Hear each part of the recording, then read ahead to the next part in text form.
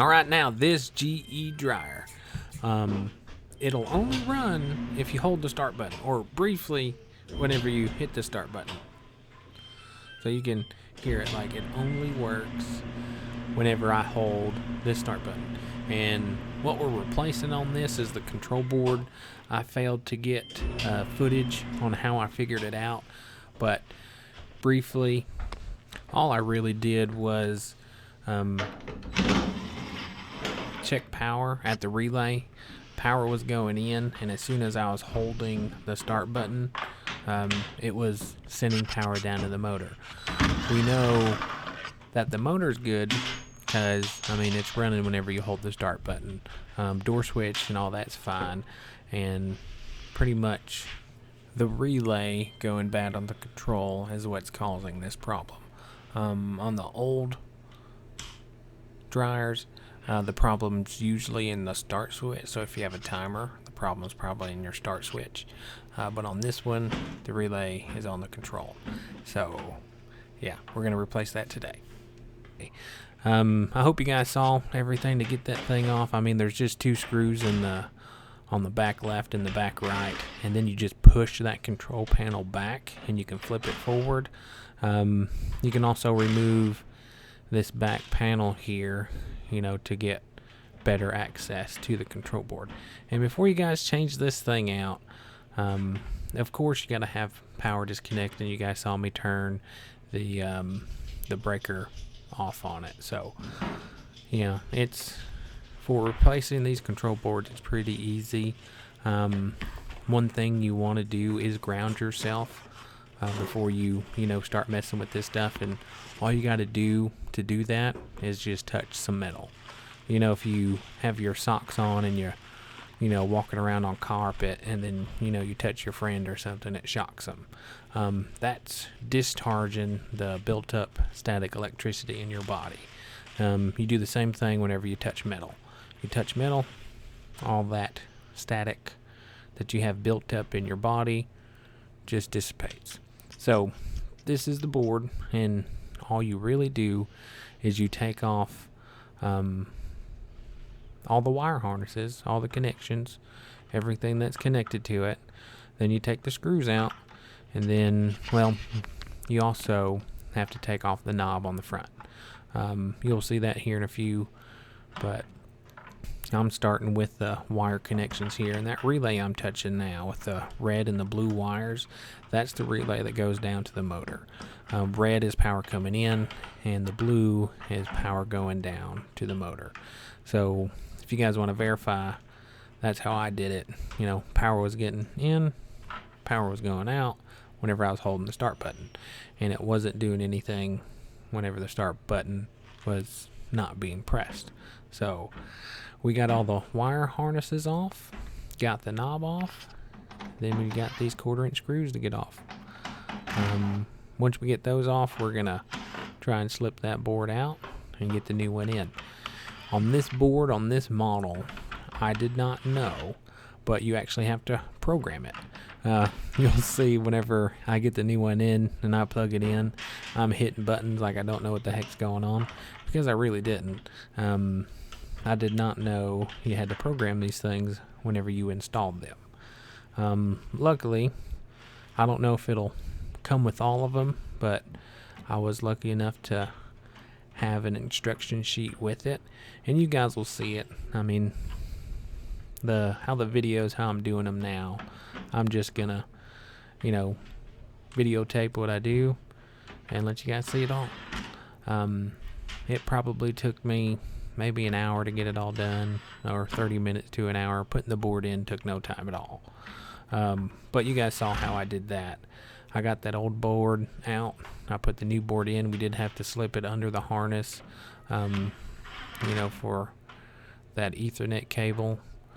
Didn't want to take that out. I guess you guys could if you wanted to get it out of the way, but I didn't feel like dealing with it, so I didn't touch it. So I just slipped the board out, slipped it in. We got all the screws in, so now it's time to put all these wires back into place. And one good tip for you guys, whenever you're replacing this board, is take a picture of where the wire goes. That'll help you out whenever you're putting it back together if you can't remember where they go. Me, I'm so used to it by now, I don't do it as much as I used to, but I still do it occasionally if they have, single wires going to the relay. But we got that board in. We're going to turn power on. And you're going to see here that I'm a little bit lost. Once I get this knob on, I'm going to try and turn it on, and nothing happens.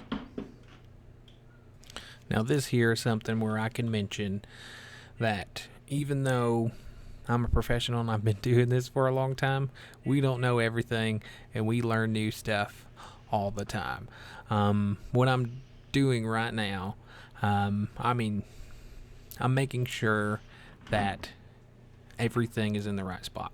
So I'm opening this thing back up to look to see if I missed putting on a harness or something. And I was looking, didn't see anything not connected.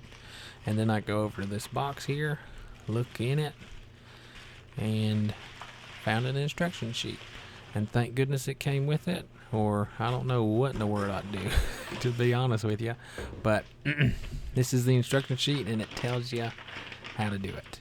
So let's do this together. In that little box, you have a model number, and then there's a code right next to it.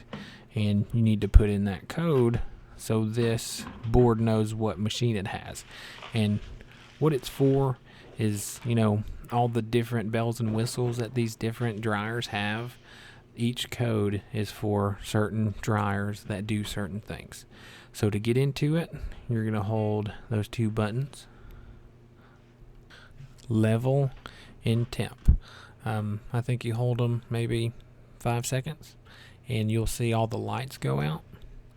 And those two dashes, you're going to put a number there. So whatever model number you have, you're going to match it to that number that's right next to it. And we're going to check that now. The data plate on this is right up front, bottom right hand side. Bring this little piece of paper with me. Let's see. Golf Tango Delta 65. So looking at the paperwork, Golf Tango Delta 65 is number 1. So we're going to change it to number 1. If you got the Golf Tango X-Ray 65, it's number 2, or the Golf Tango Delta 75 is number 3. So we're going to hit this level button, and you can cycle through them all, and we're going to select 1 by momentarily pressing the start button. And then the E is for electric, and you can hit level again to change it to a G for gas, but this is electric, so we're going to keep it on E. Then we're going to hold the start button for 3 seconds, and now she's programmed. So we can turn her on, give her a test, see if she works. And there she goes. We got a working dryer. So this control board fixed this problem on this particular dryer.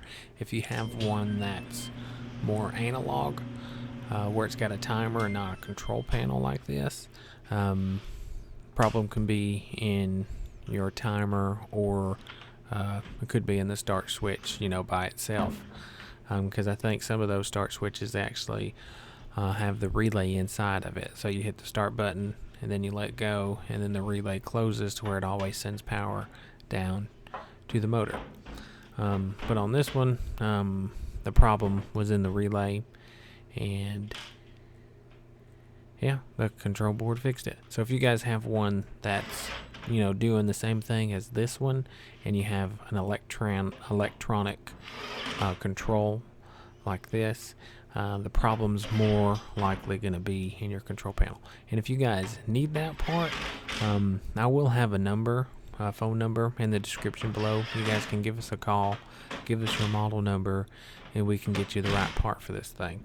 But yeah, we're just putting this thing back together, putting the panel back on. We got that back panel on the control board cover, and now we're putting the panel screws back in.